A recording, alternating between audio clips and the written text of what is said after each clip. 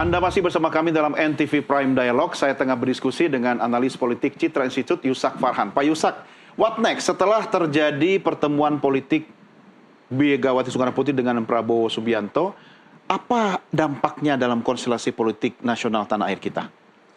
Ya, pertama tentu politik nasional relatif cair ya. Kemarin sempat gaduh dalam tanda kutip karena banyak hal ya. Pertama perkelahian antara PDIP dengan geng Solo yang belum juga berakhir ya, karena dipicu salah satunya oleh kasus Pak Hasto. Dan Gerindra menikmati kan? Iya, saya kira ya juga. Nah, tapi ke depan dengan bertemunya Pak Prabowo dengan Bu Mega, apalagi kalau nanti PDIP memberikan statement secara terbuka mendukung Pak Prabowo, saya kira akan membuat politik nasional menjadi lebih harus disampaikan lagi secara terbuka. Saya kira ya itu karena itu penting, penting sekali supaya ada garansi ya bagi pemerintahan Pak Prabowo terhadap dukungan PDIP. Tentu berbeda bobotnya kalau itu dilakukan secara terbuka dengan secara diam-diam atau seperti selama ini kan. Karena kita masih melihat dalam hal atau isu-isu tertentu ini PDIP masih bersuara kritis meskipun itu terlokalisir hanya pada isu-isu tertentu saja. Tapi secara umum, secara makro, apalagi kalau kita melihat di parlemen, ini dukungan PDIP sudah sangat konkret sekali dengan pemerintahan Pak Prabowo kan. Ya, karena faktor puannya juga. Saya kira ya, faktor Mas Puan dan juga Mbak Puan. Otomatis kan karena faksinya Pak Hasto melemah, Mbak Puan menguat, Mbak Puan sebagai simbol Bu Mega juga. Nah, ini variabel yang turut mempermudah dukungan PDIP terhadap Pak Prabowo. Kita menunggu deklarasi dari PDI Perjuangan. Kalau itu terjadi seperti yang Anda katakan tadi, apakah itu sama saja dengan uang muka atau down payment PDI Perjuangan akan masuk dalam kabinet? Ya karena nggak ada makan siang gratis di politik, kemungkinan PDIP masuk ke kabinet sangat terbuka. Dan kalau PDIP masuk, ya berarti kan ada bongkar pasang di situ kan. Ya saya kira dari banyak pertimbangan memang lebih menguntungkan kalau ada kader PDIP yang masuk dalam kabinet karena itu menjadi penegas, itu akan mempertebal dukungan PDIP terhadap pemerintahan Pak Prabowo dibanding tidak mengirimkan kadernya di kabinet. Nah, ini kan demokrasinya Indonesia seperti itu. Artinya kalau saya balik kepada check and balances nanti antara pemerintah, parlemen itu akan seperti apa warnanya nanti? Kalau dalam konteks itu sebetulnya kita tidak perlu khawatir karena masih ada elemen check and balances yang lain kan, masyarakat sipil, pers dan lain sebagainya. Nah, toh fungsi pengawasan itu tidak mesti harus dipraktekkan partai politik dengan mengambil oposisi. Kan? Artinya menjadi mitra strategis pemerintah pun DPR masih bisa melakukan fungsi monitoring dan pengawasan. Nah, memang itu yang ditakutkan banyak orang, tetapi dalam prakteknya dalam ketatanegaraan kita seringkali memang presiden terpilih ini tidak cukup percaya diri kalau tidak mendapatkan dukungan mayoritas fraksi di parlemen. Ya kita belajar dari era Pak SBY kan. Ada beberapa partai politik yang berada di luar ini kan cukup repot juga kan, terutama kalau ada bisingnya ini kan yang harus diantisipasi kan.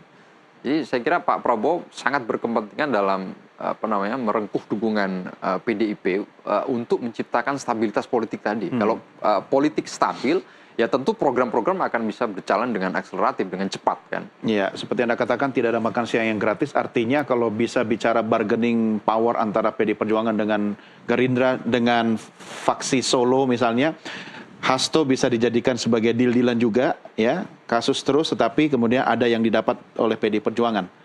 Saya kira itu bisa menjadi bagian dari proses negosiasi itu kan, karena kan kasus Hasto menjadi perhatian penting Bu Mega. Tidak menutup kemungkinan itu juga bisa saja menjadi bahan materi pembicaraan antara Bu Mega dengan Pak Prabowo. Karena semua orang tahu juga kasus Pak Hasto ini memang menjadi perhatian lebih dari Bu Mega kan. Bahkan waktu dilaksanakan retreat kepala daerah kan waktu itu PDIP sempat memberikan warning kepada kepala-kepala daerah. Nah ini juga ada rentetannya dengan positioning PDIP yang cukup seksi dalam hal punya kepala-kepala daerah. Artinya dalam program-programnya Pak Prabowo ini kan butuh sinkron kan antara Pemda dengan pemerintah pusat. Nah kalau Pemda-Pemda yang dikoordinir oleh PDIP ini bandel-bandel, nggak bisa satu irama dengan pemerintahan Pak Prabowo kan repot juga kan. Nah inilah saya kira Pak Prabowo jeli melihat betapa pentingnya dukungan PDIP. Kan? Plus ditambah faksinya Puan akan semakin solid ya. Dengan tersanderanya Hasto begitu. Saya kira ya itu udah otomatis. Iya, artinya kalau kita bicara idealisme PD Perjuangan ada di sosok Megawati, tetapi keluasan berpolitik ada di Puan. Ini kombinasi yang luar biasa begitu. Kombinasi yang luar biasa saya kira ya. Oke, what next kira-kira? Dalam hitungan bulan atau mungkin beberapa bulan ke depan Anda akan membaca ada perubahan politik seperti apa? Iya, bisa saja terjadi reshuffle ya untuk memastikan dukungan PDIP itu. Di mana PDIP bisa saja masuk ke dalam pemerintahan.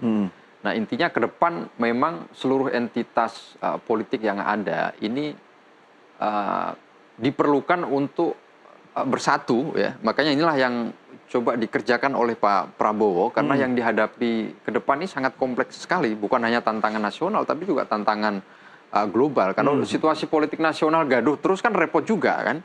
Nggak jalan-jalan nanti program kan. Apalagi ini di era pemerintahan pertama Pak Prabowo kan sekarang dalam konteks kepentingan politik bagaimana Pak Prabowo ini mengumpulkan modal elektoral setinggi-tingginya untuk kepentingan apa? Kepentingan ke depan. Saya kira secara politik kita bisa membaca dari titik itu ya.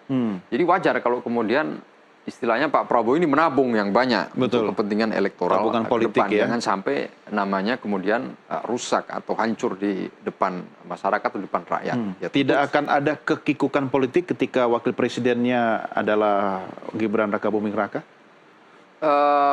Ya orang sudah paham ya bagaimana menempatkan makom presiden dengan wapres. Saya kira itu bisa disiasati dan bisa saja cair. Nah hanya kepentingan pilpres ke depan meskipun ini masih jauh kan kemarin Gerindra sudah memberikan manuver kan untuk mencalonkan Pak Prabowo lagi menjadi presiden. Artinya di sisi lain boleh saja kita tafsirkan itu bagian dari manuver untuk mengunci agar Gibran tidak maju sebagai calon presiden. Jadi bahwa di belakang teriakan hidup Jokowi ya tentu Gerindra juga nggak sebodoh itu menurut saya.